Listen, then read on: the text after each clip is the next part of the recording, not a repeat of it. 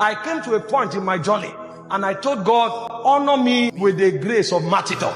Let that day come when I finish my journey. I have the privilege of dying for you. People look at you, they say, hey, you are taking risk. Take risk. Me, I'm a burnt offering. God will raise men in the last day because there are nations that depend on us. Every 5 minutes today in this present world, a Christian is killed for his faith. Every 5 minutes, a Christian is killed. There are 79,000 prisoners, Christian prisoners in Japan as I speak with you. 750,000. If they send your messages to them, they will start crying that they wasted their life following Jesus. This message you preach in Africa. In February, 50 Egyptian Christians were killed publicly. Not one of them denied Jesus. In one church, there were 13 members. Not one denied Jesus. 13 members from one church beheaded. All of them stood their ground. Because you see, I've tried to search church history and ask questions. Then God will not allow anything evil happen to you. Auntie, God was there when they crucified Peter upside down. He didn't run from heaven and say, my Peter. He didn't move an inch. He was there when Thomas entered into India and they killed him like goat meat. He was there. He didn't move and he was not perturbed. He didn't get up from his throne and say, hey! It was not a crisis. They died. The kind of churches we have today in Africa, Nigeria, Ghana, if they bring 200 members, all of them will deny Jesus. Because every day they come to church, you promise them things that satisfy their appetite. So men are on the pursuit of vanity, running through church. The same thing they seek a herbalist, that's what they seek church for. Because we only bring vanity to them. One church, 13 Christians beheaded, not one changed their mind. That pastor is the true pastor that the world is looking for. May God not allow me to leave this world until I qualify to stand with patriarchs that fought the fight of faith in this life. What am I going to do in heaven if I don't qualify to stand with men that have power to deny everything for the sake of the gospel? One story that altered my life was John Huss. They put him on a stake to burn him alive. And they said, recant. He said, I will not recant. Then they put fire. The narrator said, as the smell of burnt flesh hit the air. So that means his feet have started burning. His feet have started burning. He did not cry out with agony, but he opened his mouth and sang a hymn. Your flesh is burning. It is, hey, what are you? Oh, Malicha, hey, why have you abandoned me? Jesus, it's you I'm dying for. It's you I'm dying for. No, that's Nigerian movie. No.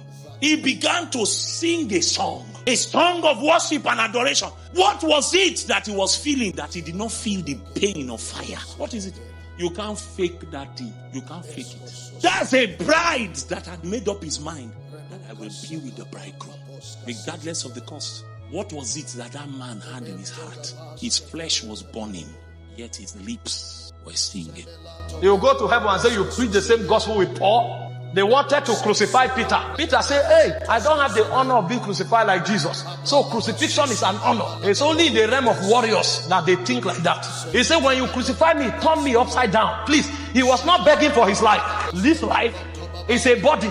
I've seen something yonder, beyond the skies. I've seen something beyond time. I've seen an immortality. That's what I pursue. Who told you I'm afraid of dying? Thank you for the honor. But when you crucify me, please, turn me upside down.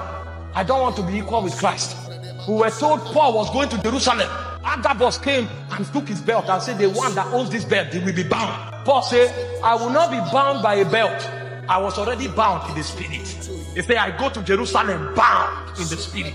He knew when he goes there, he will die. And Paul was beheaded. What did they know that we don't know? What Bible did they read that our own gospel and our own Bible now is all about self-preservation, self-glorification, self-aggrandizement? May our generation not be judged because we undermine the witness of the fathers. I came to tell you that even though it's a love story, it is not a joke. The bridegroom has right to demand of his bride even her life. It's not a joke. It will cost you everything to be in this intimate union with the bridegroom. And I don't know why God kept showing me pictures and telling me that for some of you, it's the little things that is holding against you. He has asked you to walk away from little things And in that simple request, you have shown him that you don't value him. Little things. Friendships. How you spend your money. Little things. That seemed insignificant, but it was a matter in the heart of the Bible. He had seen that these things are competing with him in your life.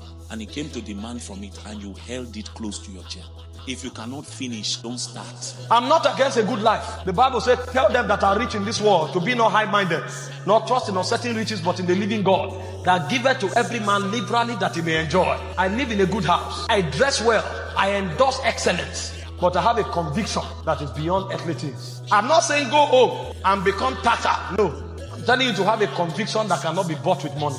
Pursue God beyond what God gives, so that in the day where you have to lay down everything, including your life, you will not think twice.